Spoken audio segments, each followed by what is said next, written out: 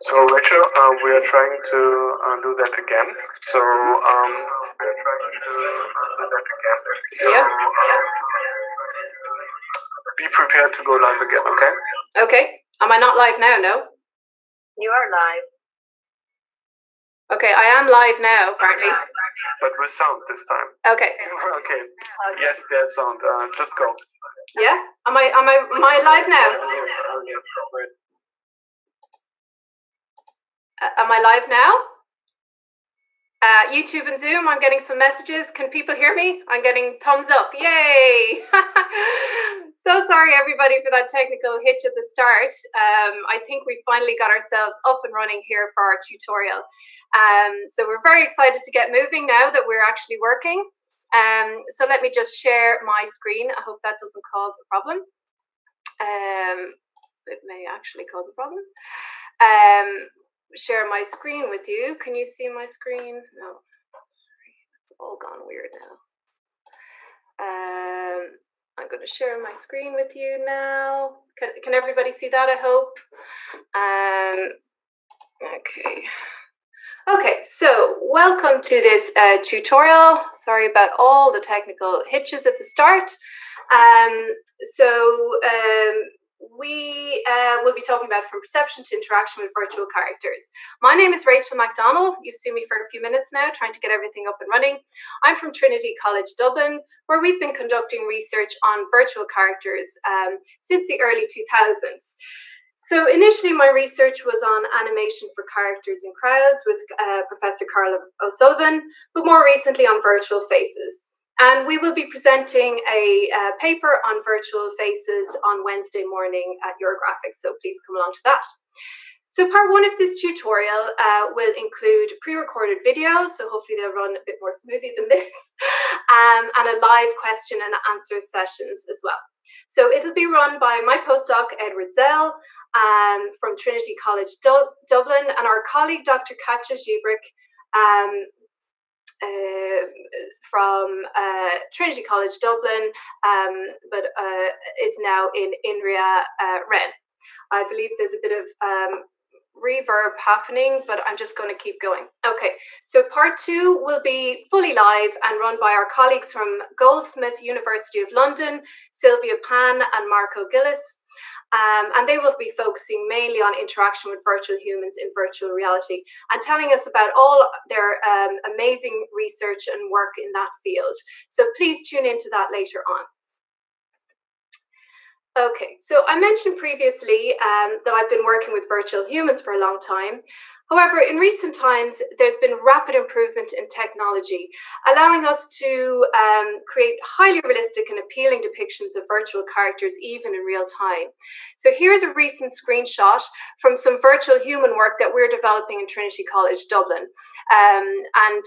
So this is a real-time virtual character, and the detail that we can achieve now is really incredible. So there are techniques like ray tracing, subsurface scattering, and all these higher end effects that we could only imagine in offline renderings previously, but we're now able to achieve these in real time in things like Unreal Engine.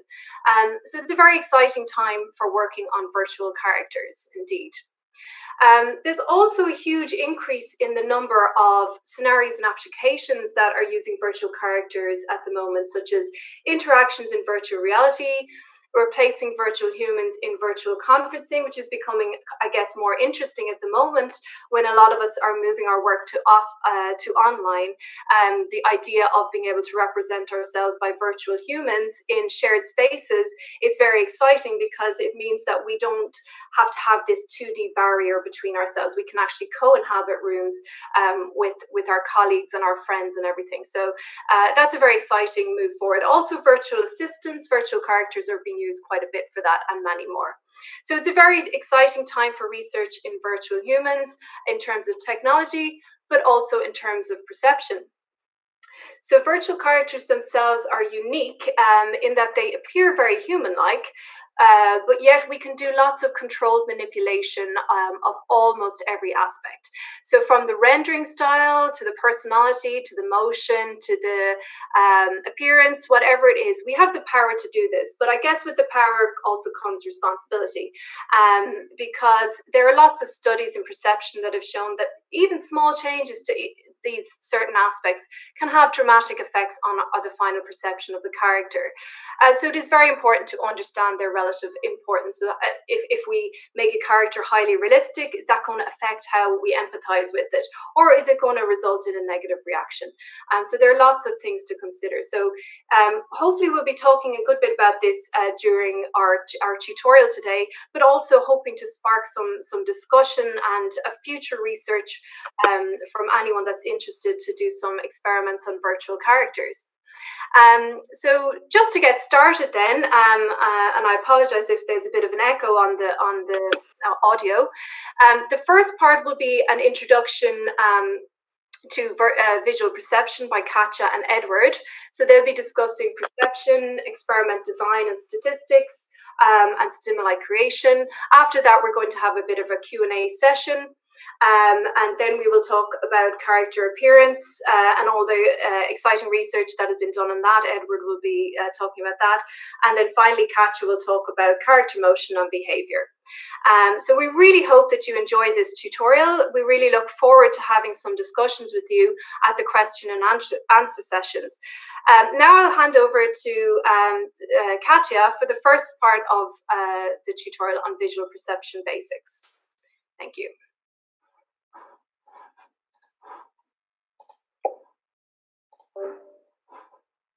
And apologies for any of the reverb on that.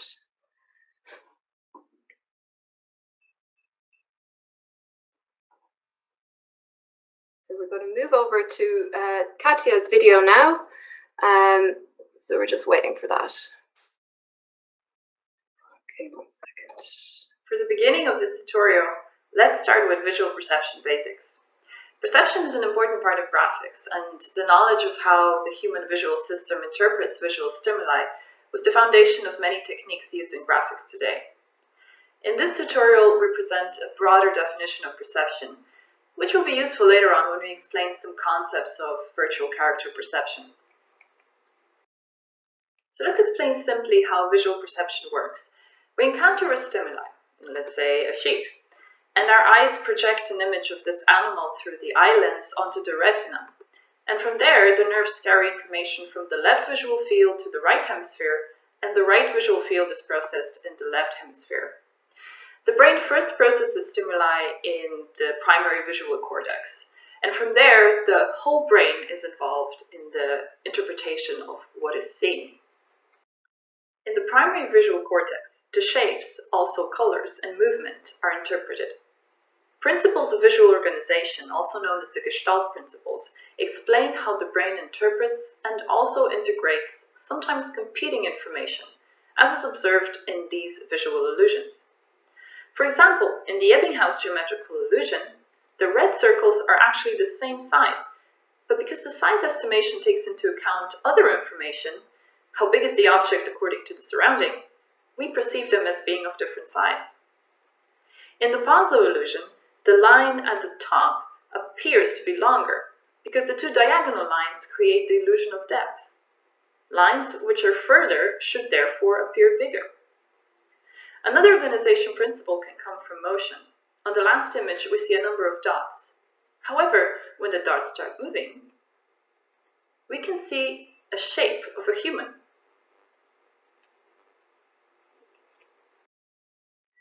These principles of organization point out to another important aspect of perception. Some of the ways we see and interpret the visual world comes from learned experience, expectations, and attention. While the process of visual interpretation from the sensory path up is known as bottom-up perception, the top-down principles goes in the opposite direction. A simple example is a box with a bow, which we can see. We also notice that this box has a context. Let's say it's put around a cake and there's people around it, and it appears to be a party. we recognize this box as a gift, and our response to it is that of happiness and appreciation. Now imagine the box had a different context. Let's say you see a box with a bow in your apartment where you live alone and no one has access to your room. The interpretation of this box will very quickly turn into something that could be your worst nightmare, and it could signal danger. The example of importance of previous knowledge in the understanding of perception of virtual characters can be explained if we take a look at this image. It appears to be someone wearing a skirt. Judging from our previous knowledge, we would say that this is probably a girl that's going to school. We are surprised to notice that this is actually a man wearing a skirt. And we are only confused for a little while because then we realized, well, if this person is Scottish, that's not that surprising. In conclusion, we never only see what is there, we interpret the context we get from learned experience as well. We will now shortly explain the basics of experiment design and statistics for perceptual studies. This can be important when trying to design your own study if you want to include a perceptual study in your experiment.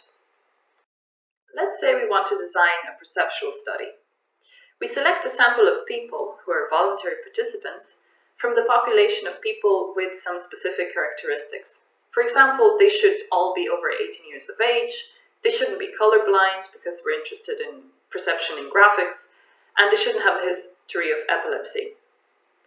To infer the results we get from this sample onto the whole population, this sample needs to be representative. The best way to ensure that is that we select the people as randomly as possible. Almost if we have a drum which contains these samples of people and we get this random ball out where we have all these people inside. To do so, we try to avoid some of the obvious places that we recruit people from, such as university mailing lists. Yes, in practice that's kind of difficult. So we try to reduce the bias slightly by carefully studying characteristics of people and ensuring that we have a balanced design. For example, we have the same amount of males as well as females in the sample, and so on. So we have our sample. Now we go to the measures.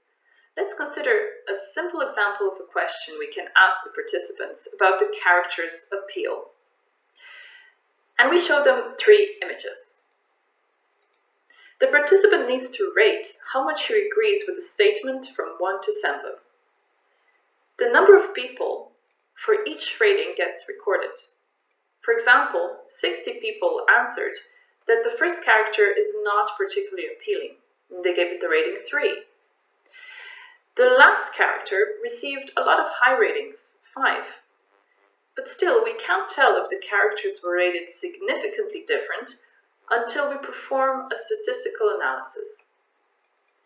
In order to know if the characters were rated significantly different on the appeal, we make a null hypothesis. No, there's no difference, and we will reject it if the analysis finds a difference. We therefore need to calculate the mean and the spread of the answers, and based on the certainty level of 95%, we can perform an analysis of variance and reject or accept the null hypothesis. What type of measures can we use for an experiment design? We can use direct or conscious measures, which are simple measures where the participant is aware of what's being tested. The examples include subjective response scales, such as Likert scale you already saw before.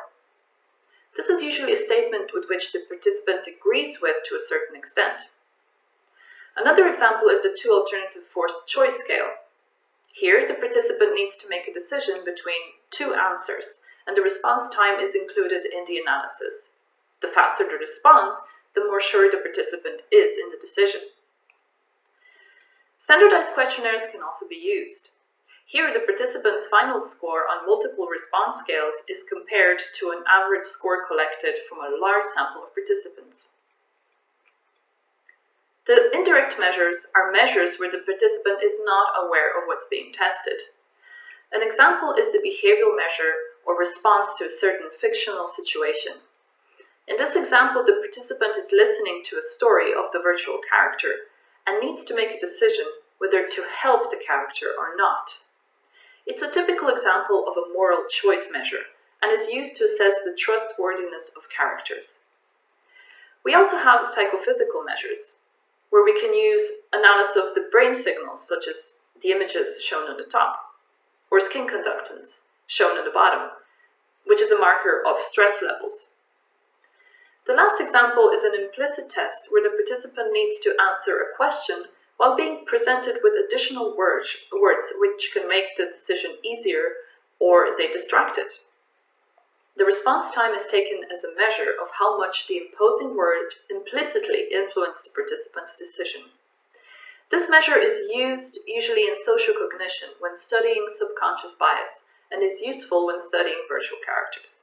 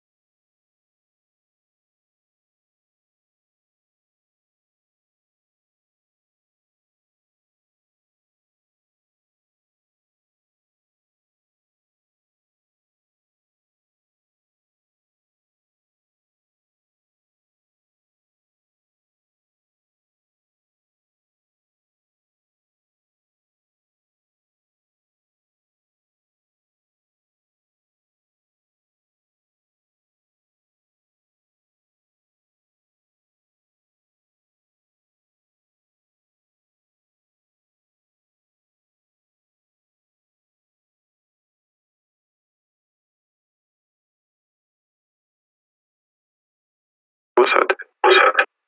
No, no, here's something. Oh no, yeah.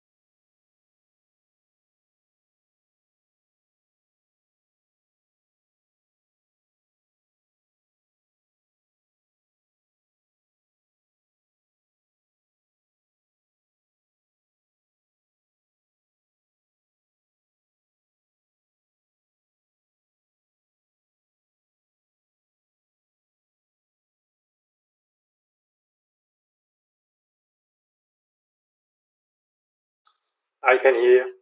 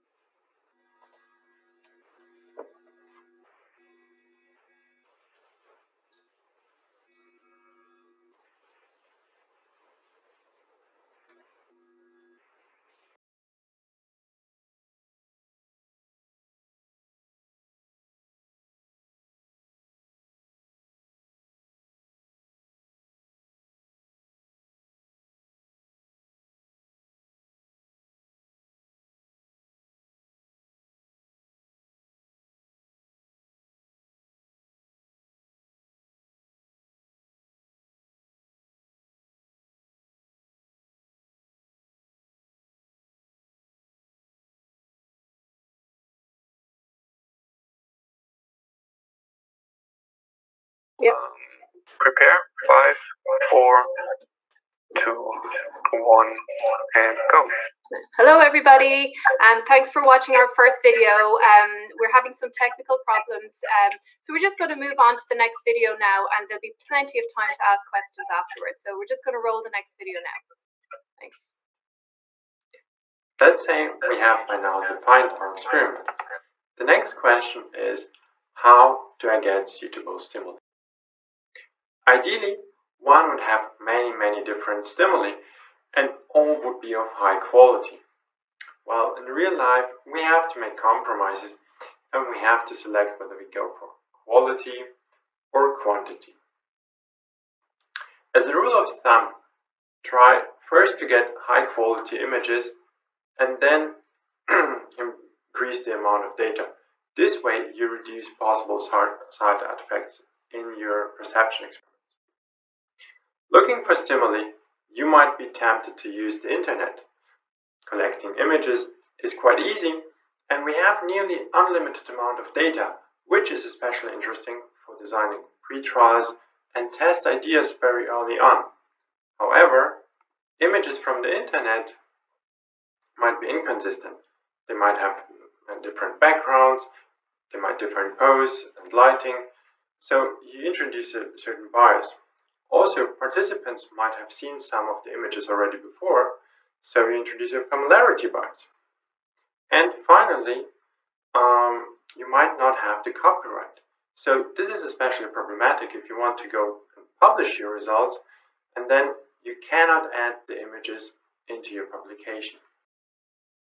So what is the alternative? Well, in computer graphics, we can often manipulate the appearance just by using a slider or a numeric value. Creating stimuli on top of these parameters seems to be easy because it's highly consistent. But nevertheless, these parameters are first of all technical, and changing one parameter linearly may cause a non-linear change in the appearance. So for this reason, please select the tested parameters based on the visual output. You can also create everything on your own or just hire an artist. This way you have a high level of control, but progress is in general quite slow. Also, the artistic intention might not match the perceived difference. So for example, if you're looking for characters that sample the realism scale equally, test for it before you run the long perceptual experiment. To speed up stimuli creation, many studies in perception use morphing, especially image morphing. With suitable software, it is actually quite fast to create your stimuli, and you get high fine-grained and consistent sampling. Keep in mind that interpolation is defined in terms of technical terms, and depending on the morphing algorithm, you might either get convincing results or end up with visual artifacts like ghosting that negatively influence the results of your perception studies. Finally, we can use cross-parameterization or animation retargeting for transferring properties like motion, shape, or material. The results will be likely very consistent. Nevertheless, parameterization and retargeting algorithms are built on top of certain technical assumptions. Make sure that you really understand these implications on your data and fix artifacts if they appear. So by now we learned a lot about perception and how to create perceptual experiments. Let's move on and have a look on how character appearance influences perception of a virtual character. Most of the studies I will talk about in the next 20 minutes show a picture and ask the participants to rate. Let us just do a perception experiment so we know how it really feels for the participants. Let's assume we have these two characters and want to find out who is more appealing and who is more realistic. This makes two characters and two conditions. We start first with rating the realism. Please decide whether the character is extremely abstract, neither or extremely realistic.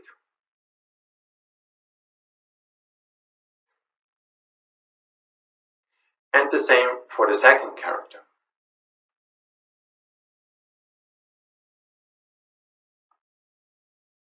Now we want to measure appeal. Please decide whether this character is extremely unappealing, neither or extremely appealing.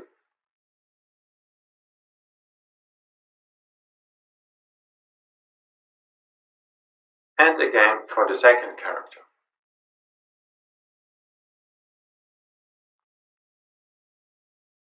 So in this case, I can only guess the result, but likely most of you rated character 1 as less appealing and less realistic than character 2.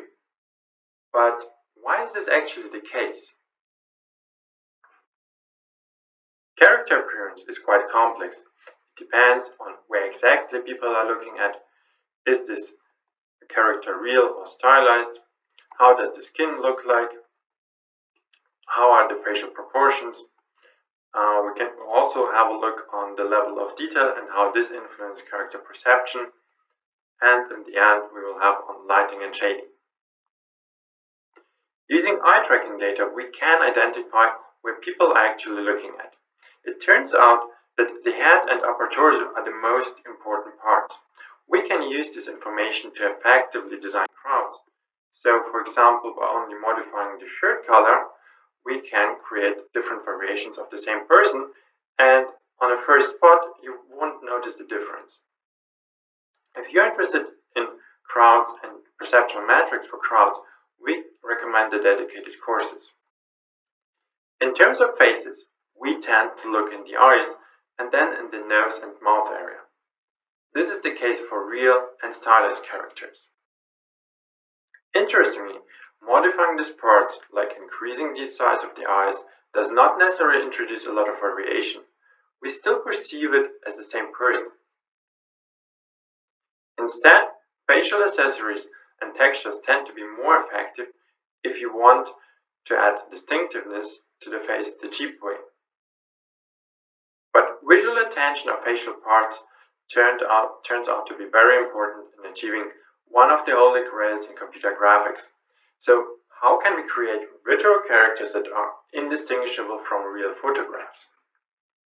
Using image morphing and an alternative forced choice design, 2 studies investigated about the tipping point where we cannot perceive the difference between real and fake images. It turns out that we base decision mainly on the appearance of eyes and mouth.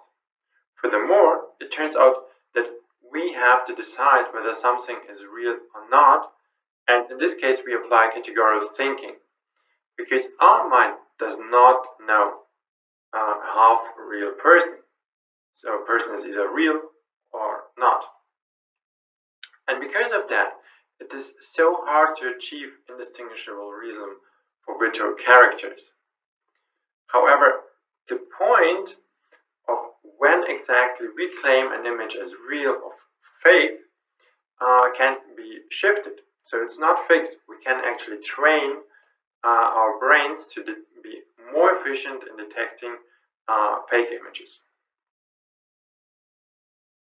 Whether something is real or not might be sometimes a too narrow question for virtual characters.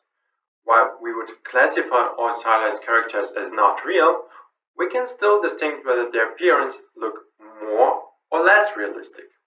For this reason, many perception experiments test with characters that represent well the abstract versus the realistic scale. While there exists some theoretical work on artistic classification of character stylization, the exact definition of scales varies between different studies. It may follow rather artistical reference or technical definitions or something in between. Let us start with body stylization first. The amount of work is very limited and we can cover this rather quickly. One recent study by Fleming and colleagues tested the transition between human characters and design stereotypes of different animation studios like Marvel and Disney. They found out that the most appealing characters appear actually at the 33% morph stage. Interestingly, realism was more or less similar to the highly realistic characters. And if we look at the difference in terms of appeal, we see quite a big jump for the appeal ratings for the 33% morph. The majority of work on character stylization focused directly on faces, which by no question is from the perception point of view the most important body part. Given the number of work, we focus in our course mainly on studies with highly controlled stimuli. Robin and colleagues investigated how different image filters influence the perception of virtual characters and real people. Their work reveals that people either prefer original photographs, cartoon, or illustrative effects. Filters that simulate brushstrokes had a small fan base. In general, low to moderate stylization levels have been preferred in terms of appeal. It is also good to keep in mind that stronger image filters decrease the accuracy of the expression recognition. Image filters are applied to 2D images or videos, but the render style in computer graphics is computed based on 3D models. Using motion capturing and transferring the motion to digital doubles, we investigated in our lab the perception of different render styles for both static and animated characters. Ratings of animated characters compared to still images were in general amplified. But despite the very controlled experiment, it is actually very difficult to generalize the result. Well, we could claim that abstract render styles are perceived as more appealing than the realistic render styles. But closer evaluation of the data reveals cases where realism was rated equally, but not so appealing. So one current question in the perception research of virtual characters is, what makes actually these guys way more attractive than those guys? More recent studies separate therefore the realistic versus abstract scales in subscales like shape, shading, lighting, material, etc. In a follow-up study, we investigated the influence of shape and material independently. Starting with characters of 5 stylization levels, we created new stimuli by separating shape and material dimensions. In this case, we applied the material of the most abstract character towards all the other shapes, and this was repeated for all materials. Let's have a look on the ratings of realism, the X scale, versus the appeal, which is the Y scale.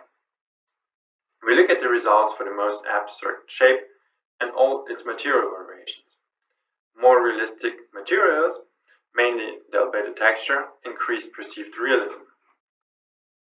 In addition, it also changed the perceived appeal. I will now add the most realistic character, and we see immediately that a realistic character with a basic material is perceived as more realistic than an abstract character with a highly realistic material. On top, the realistic material improves realism much more when applied to realistic shapes. But what about the remaining characters?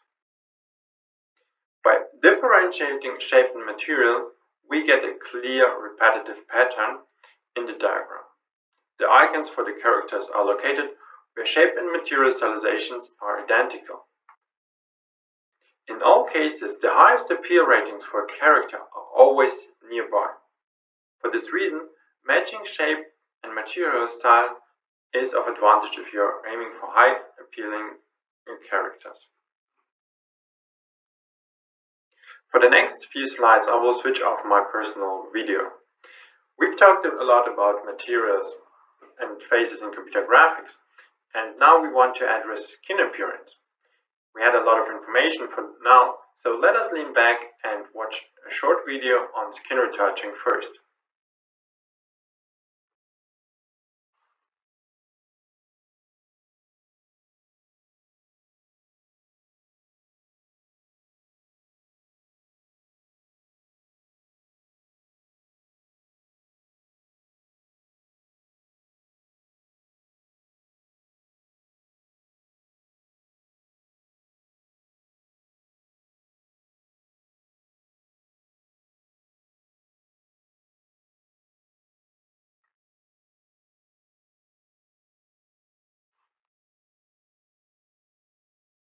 So obviously the original model is an older lady, and she becomes much younger in the edited version.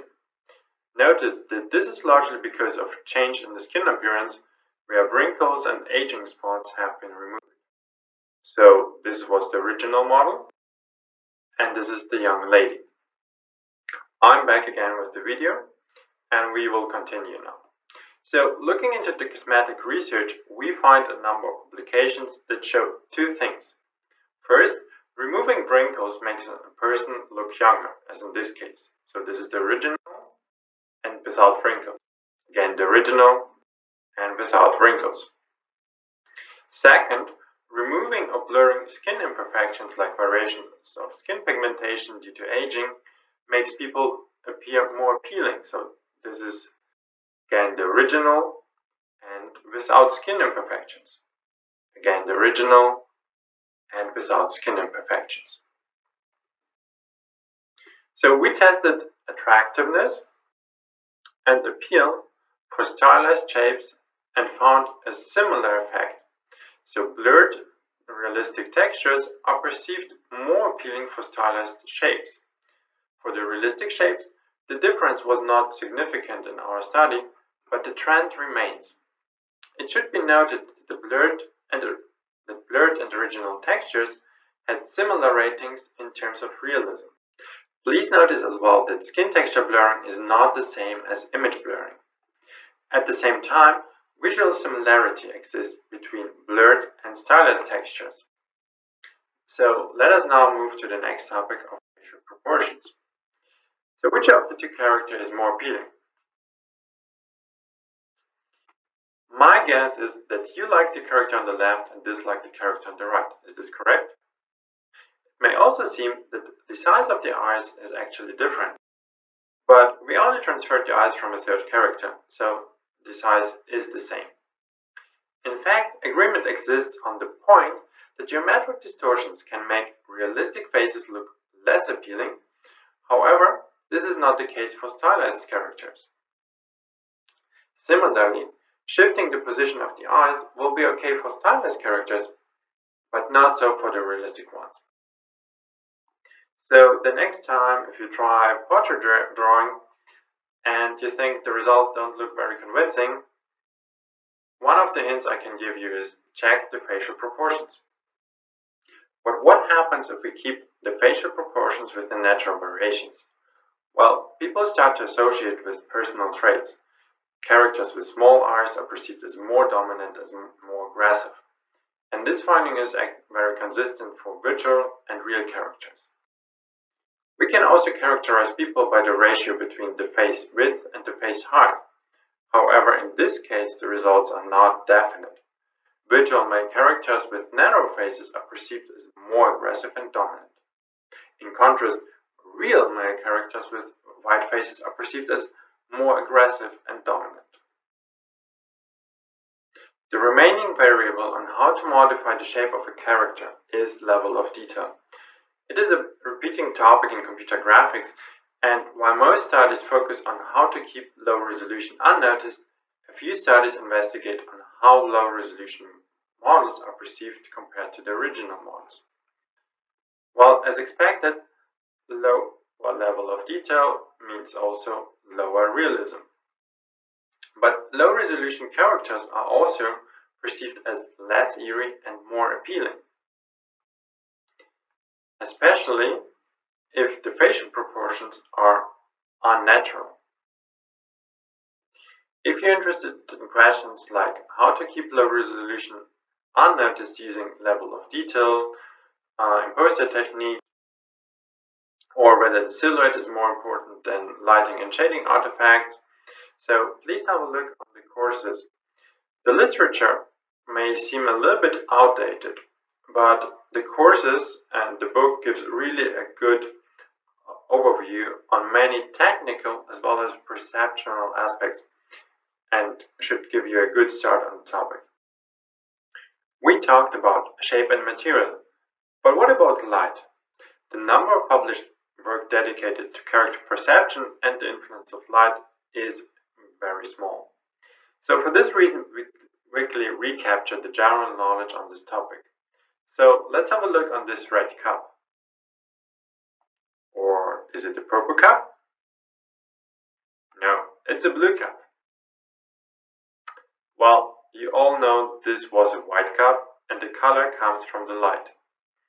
Our mind learned over the time to separate light and shading into two plausible entities. But it's not very accurate in terms of the separation. And in fact, by using unnatural light or surfaces, we can fool the eye.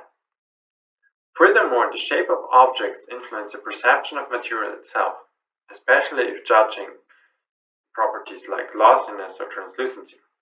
The objects on this image have, in both cases, the exactly same blue material, but it doesn't look the same. And this is just because of the surface appearance. So if you pre-visualize materials, don't go for simple objects like boxes or balls. Just go for a little bit more complex so people have a better intuition how this material will look on their objects. Rademacher and colleagues investigated on the question of what makes surfaces look more realistic. For this reason, they took real photographs, no renderings, real photographs, and investigated rough surfaces or hard and soft shadows, and found out that rough surfaces are considered as more realistic.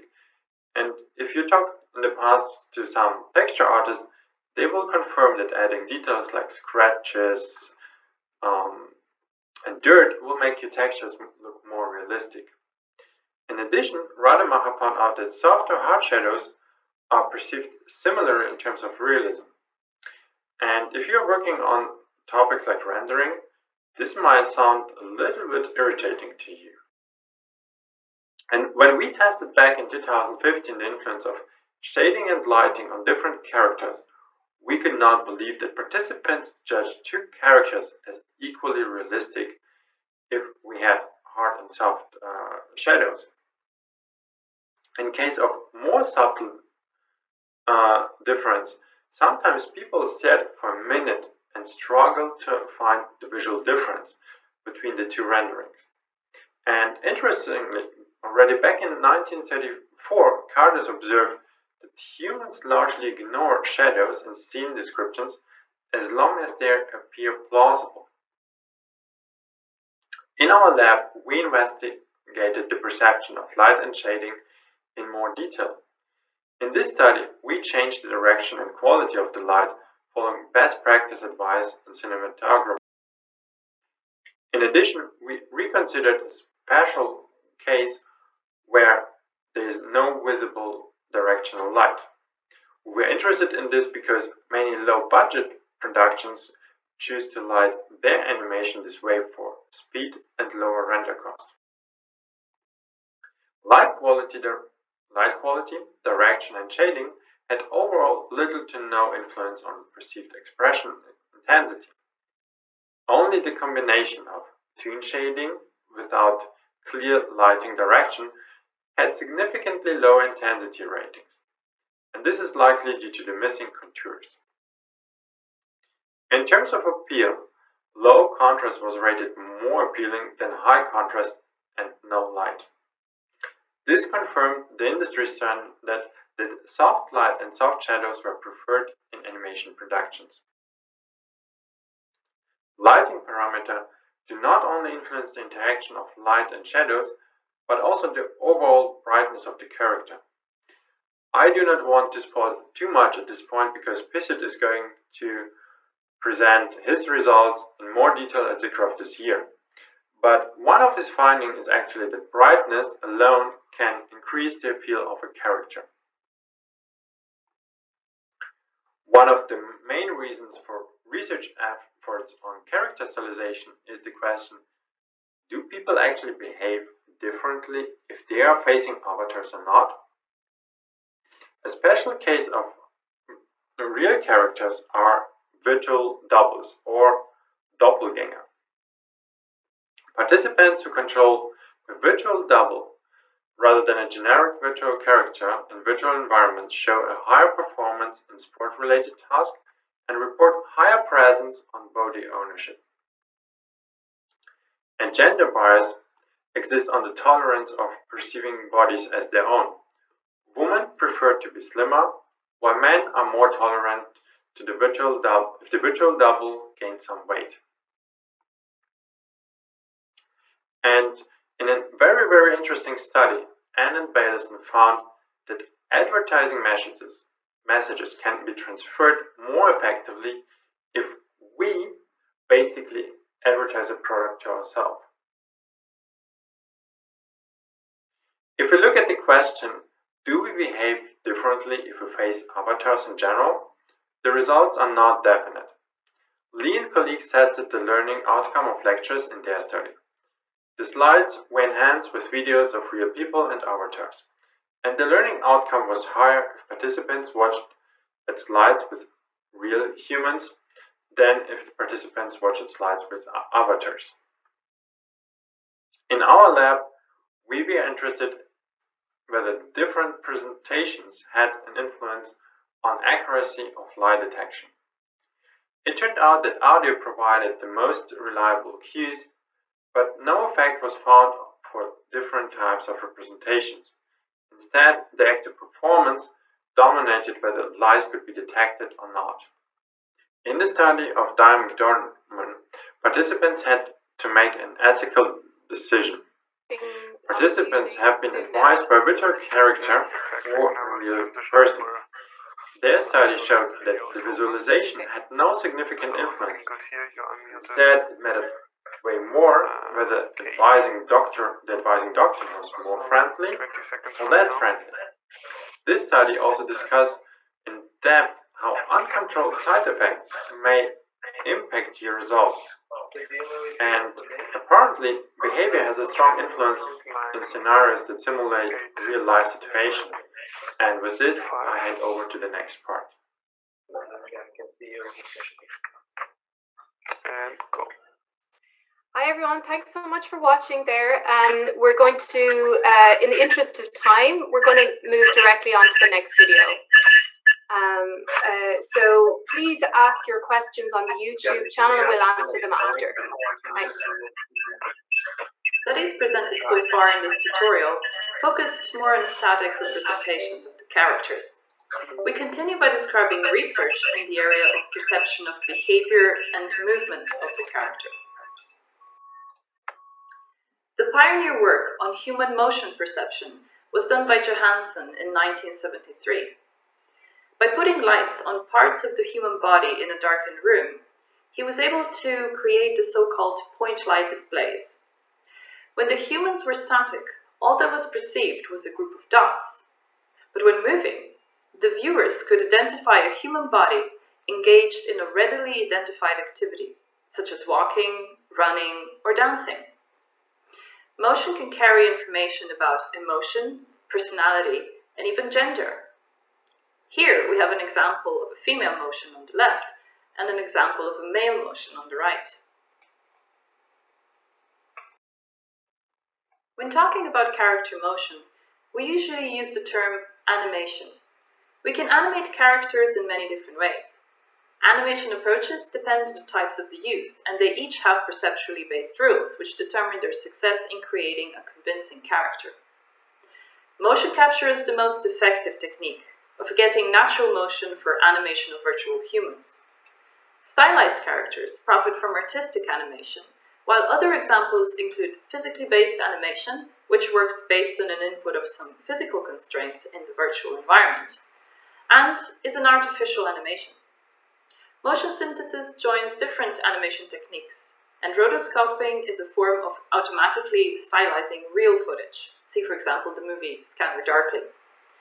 In this course, we focus on the perception of realistic motion retrieved from motion capture and retargeted onto a virtual character.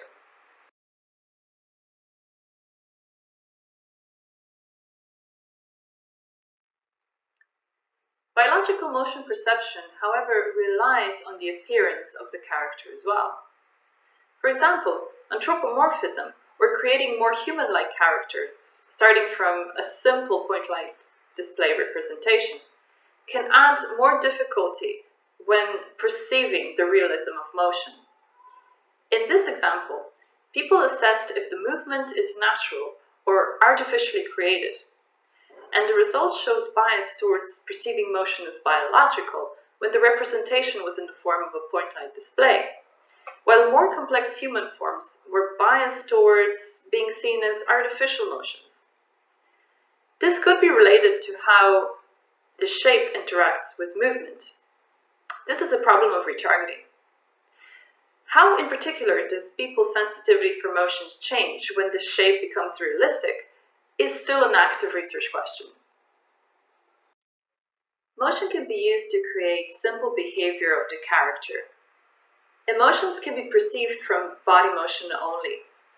A study from our lab posed the question if character appearance in terms of realism and appeal would change the recognition of emotion, but found that this was not the case. Motion dominates perception. However, when the motion cues are sparse, visual characteristics play a more important role in the recognition of emotion.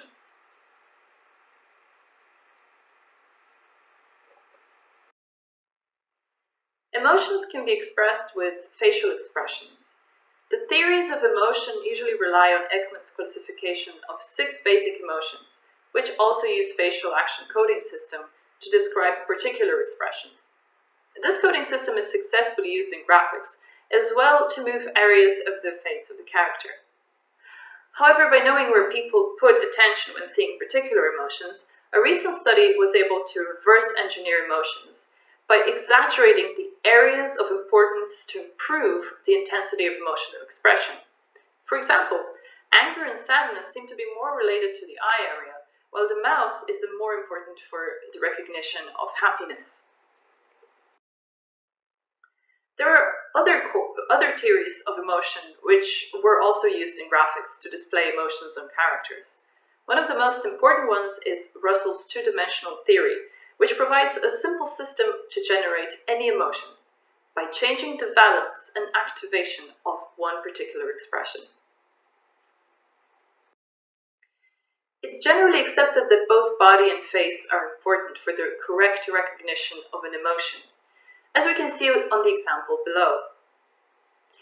The motions of an actor were applied in 3 different ways, as face only, body only, or both together. The recognition levels were obviously higher for the combined body and face. However, body seemed to have a higher recognition level than face. For some emotions, however, like happiness, face is more critical. But even in this case, body needs to provide a context, otherwise the expression could be misinterpreted. The way an emotion is expressed is also of big importance. Let's say if the body motion includes a hopping motion, happiness will be easier to recognize. Another information for motion is gender. As for emotions, gender can be reliably recognized from motion cues only. Specifically, hip sways indicate female motion, and shoulder movements indicate male motion. However, since we can apply motion from actors of either gender to characters of any gender as well, the question is, if the appearance would change the perception of gender from motion. In our lab, we conducted an experiment where female and male walkers were motion captured, and their motion was applied to different characters. A woman character, a male character, an androgynous model, and a point light display. The results showed that appearance and motion both influence perception of gender, as genderless models gave higher recognition rates for the biological motions. But if less gender cues were present in the motion, male or female appearance helped with the recognition of character gender. Gender cues are also present in the facial motion.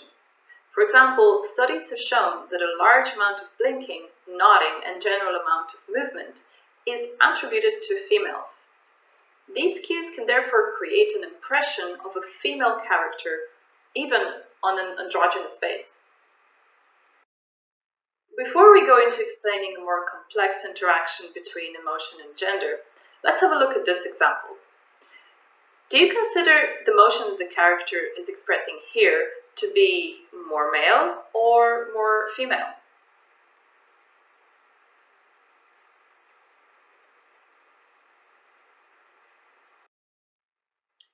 How about this character? Do you think that this is a more male motion or a more female motion?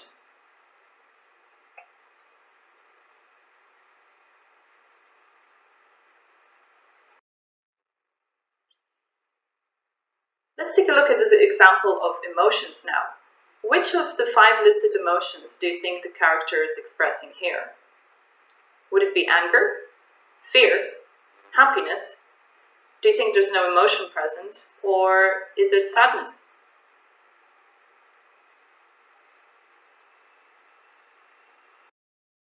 How about this example? Which emotion do you think the character is expressing here?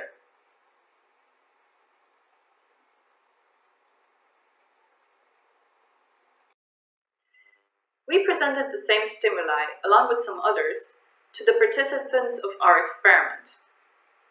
We joined both gender and emotion recognition into one study, where emotions from female and male actors were applied to both female and male characters. What we were interested in is if participants will be able to evaluate whether the emotion is coming from a male or female. And since they saw all emotions on both characters, they could not know if the perception is coming from appearance or what the actual gender is.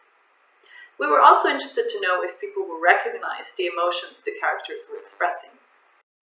Let's check the correct answers for the emotions we were asking you about in previous slides before we move to our results. The first emotion was a female actor expressing the angry emotion.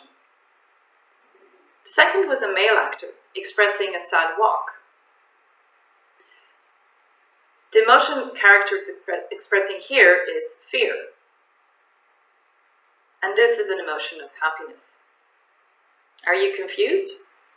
Let's look at the results our participants gave in our study.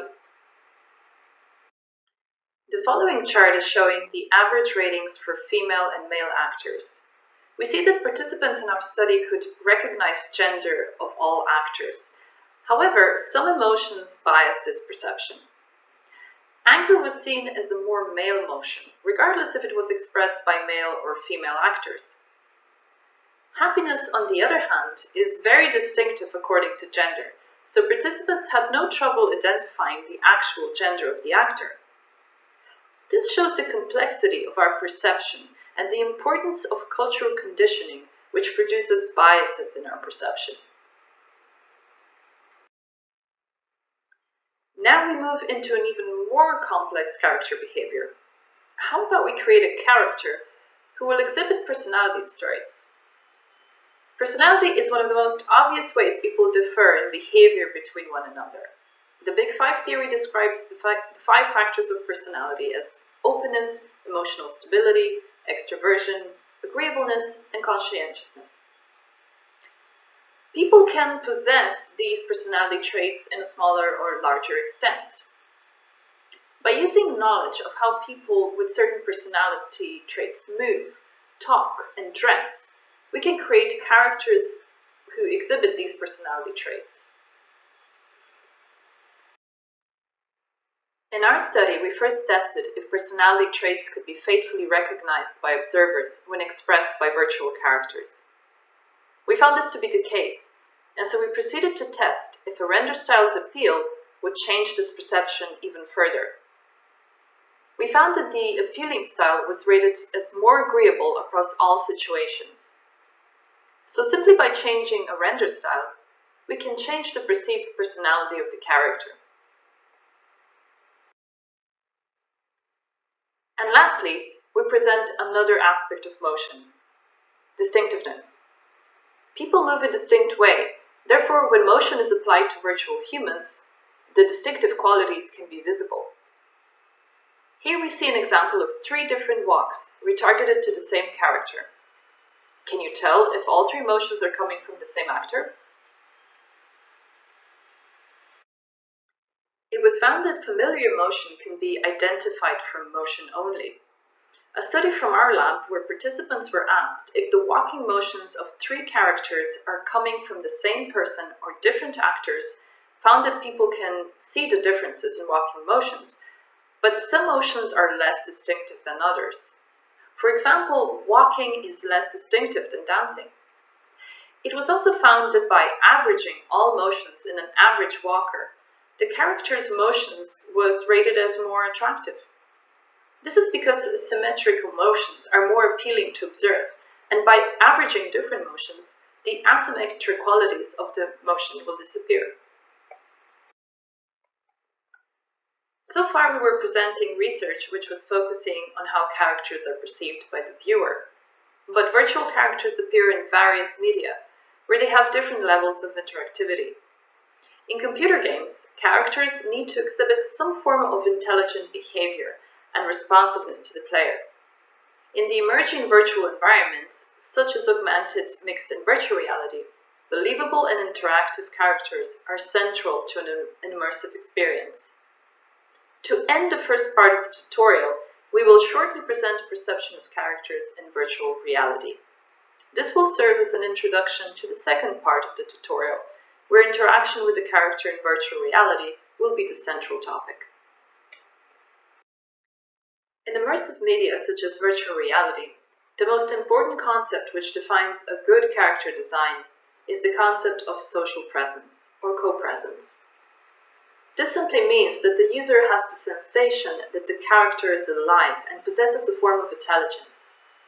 This is a crucial feeling because it motivates the user to engage into an interpersonal exchange with the character.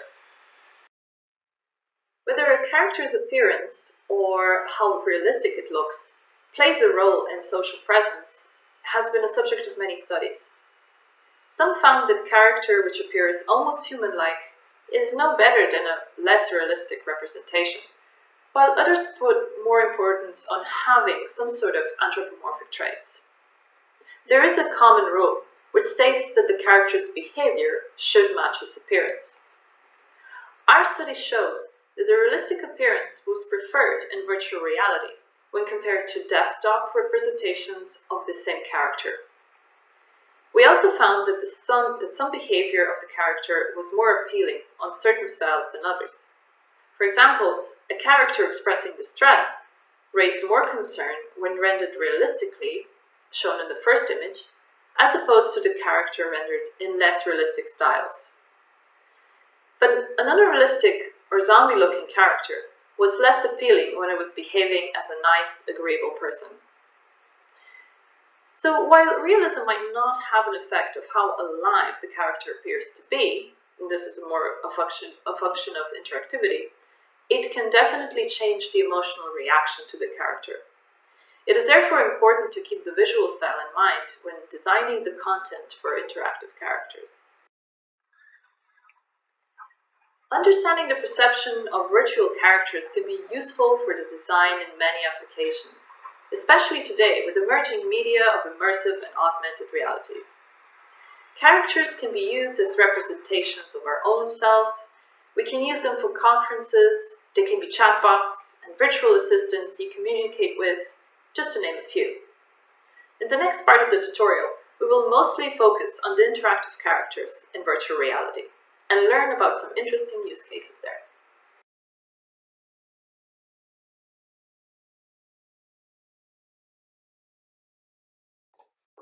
Hi everyone. I hope you enjoyed those videos that we just played. So now we've got at least about 10 minutes for questions and answers. So we'd love to hear from you. So Katja, I'm being joined by Katja and Edward. I think they have their videos on, or maybe not. Are we seeing them? There's Katja. Hi, Katja, and Edward. Hello. Hi. And Edward is there hopefully as well. So please write us some questions on the YouTube chat. And while we're waiting for some questions to come up, I'm going to start the session off. So one big question I think is probably on a lot of people's mind at the moment is, how on earth are you going to conduct perceptual research in the current environment with everybody not working in the labs, nobody at labs, everybody online? Have you any thoughts, Katja maybe, or Edward, on how you're going to manage conducting perceptual research over the next couple of months? Yeah, so as you mentioned, it is a very big problem in the whole community at the moment. We seem to be struggling with getting a protocol which would work for everyone.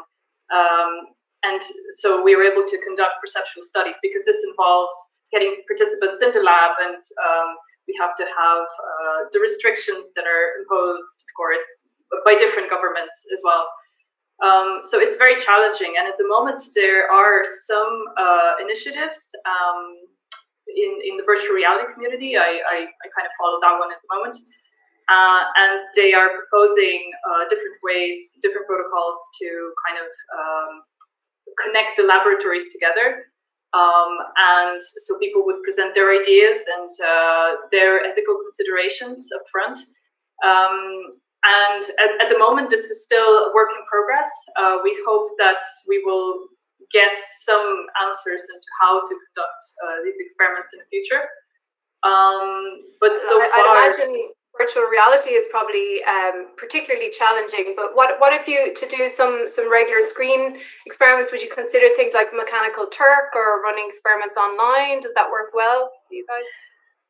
I think that works well, in my opinion. But of course, there are some restrictions that always come with conducting studies with Mechanical Turk. I know that a lot of people use it, and I think it's a very useful tool. However, it's very difficult to control all the configuration of the screen, all the ways that we would want to control the experience for participants if it were run in our lab. So I guess the control is a lot lower in these cases. But of course, these are very useful tools as well. Maybe Edward has an idea on that. So. Yeah, I think it's just important to add a few questions that you ensure that the answers that you receive in a questionnaire or an experiment are can be validated. I think this is very important if you give up the control about the setup. And I think what might be also a chance is if you run experiments, sometimes they're really boring, and it's might have an influence on the performance. So especially if you're dealing with virtual reality or something like 3D graphics, I would honestly consider to ship it as a small game and collect the data and see what you get. Because if it's fun to join your experiment, you automatically collect more data. Yeah. And Katja, I don't know if you mentioned that one, but you've some experience in running experiments outside of the lab as well, in science kind of galleries and things like that. How has that worked out for you in the past, whether you're getting members of the public opening the experiment to the general public? Yeah, so these are extremely good experiences, and basically they're good if we want to get a really good sample of participants, so we can get a lot of people in a very short amount of time. We get a very varied sample of participants because it's basically public visitors that come into gallery, and so we get families, we get older people, we get all the people we couldn't probably get through university lists, so they vary in age and background. However, that comes with certain problems as well. So again, it's very difficult to control such big groups. There's a lot of misunderstandings sometimes of how, or you can't check how well they understand the instructions in the first place. So it's mainly the managing of these large groups and galleries that can be a problem. But in general, it's a good experience, and the results can be monitored. As well as Edward said, we can put in some questions to test if people are actually understanding the instructions and if they know how to proceed. And basically, it's a good experience for participants and for the gallery. We got a really good response from the gallery as well. They said that people like virtual reality experiments, and they will follow them through. So it's a good initiative to think about when you're doing experiments. It's good to think broadly, so not just to do it in the lab, but try to engage the public. So like in lab is great for a controlled environment, making sure everything is the same. But then if you want to just in a kind of more a scenario that might actually be the case for a game is more in the wild, such with different computer screens, different everything. So yeah, it's a good way of deploying it. I'm not seeing any questions coming up on the chat, so please don't be shy. If anyone has any questions for us at all, we'd be very happy to answer. I'm going to keep going with some of my own questions. Yeah, we talked a lot about kind of realistic characters and things like that. Do either of you think that at any point virtual humans will become indistinguishable from real people perceptually? Is that something that's likely to happen, and when do you think that might happen? Well, I think it's happening already. So there are a few really impressive videos in the research community for deepfakes.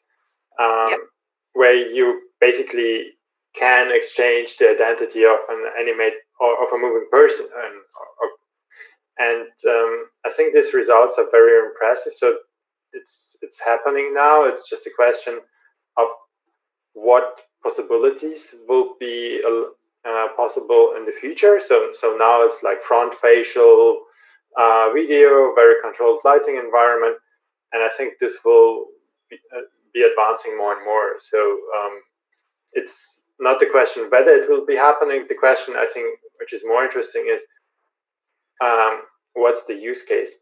I think there are very, very few use cases where you have like, you really need this photorealistic person, and it's more like we see much more use cases in the games industry, in the entertainment industry, and it's not necessarily like you really need this photorealistic person, I would say. Maybe something like synthetic data for like deep learning, that might be useful to have realistic humans that are generated by deep fakes or other methods. That could be another use of them, right?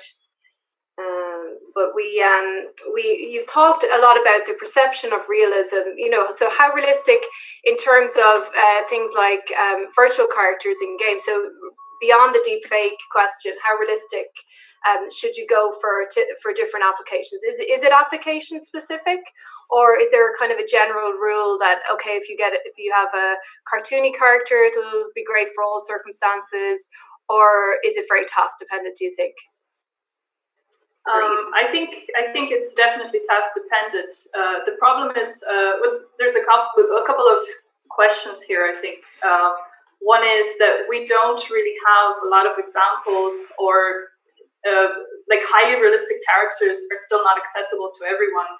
So we don't really know if people would just get used to these characters, how would they use them for, and it's not out there yet. We don't have enough data to see how people would actually react to highly realistic characters, for example.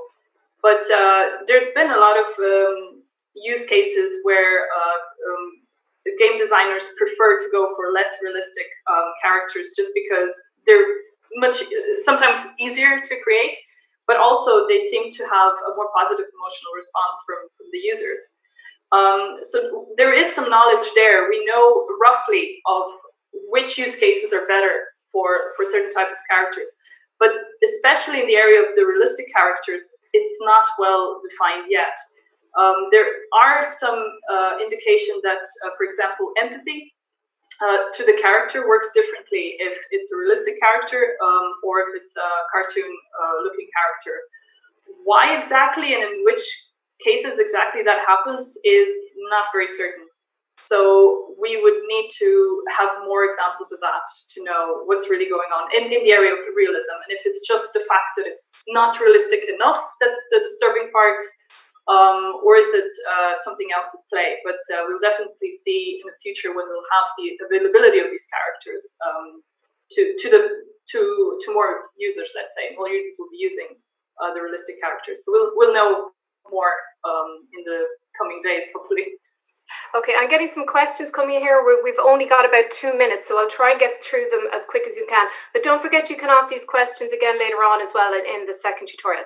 So one question here from Felix K is about that we, in most of our studies, we're using dependent variables where the subjective ratings by the participants. How often do you include objective measures, things like eye tracking, psychophysics, and how promising do you think such techniques are for the field? Katja, maybe do you want to answer that, or because you've done some work on that, right? Objective. Yeah, I can answer quickly.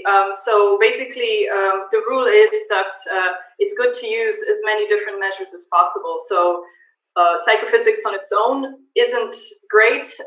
Only subjective questionnaires on its own are not great. So if you use both together, usually you get the best results. There's a study on that as well.